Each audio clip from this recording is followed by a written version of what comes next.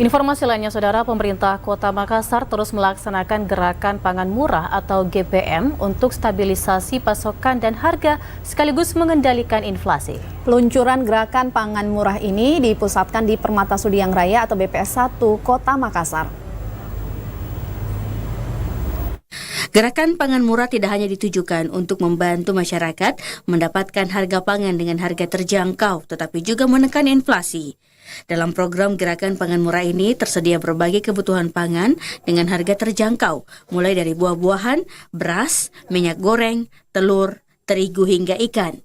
Kepala Bidang Stabilisasi Pangan Kota Makassar, Rahmaniar Syamsul, mengatakan bahwa tujuan operasi pangan murah ini tidak hanya menstabilkan harga di tingkat konsumen, namun juga di level peternak dan petani. Kami melakukan itu untuk mendekatkan pangan yang lebih terjangkau di masyarakat. Kemudian adapun yang berpartisipasi yaitu distributor sayuran, kemudian ada Bulog, kami bekerjasama dengan Bulog.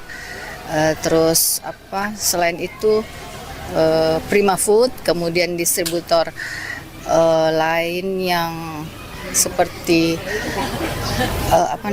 Umu Cendol, terus ada juga kita mengundang UMKM di kelurahan, UMKM Merah Putih, kemudian beberapa yang ikut serta yaitu distributor pangan.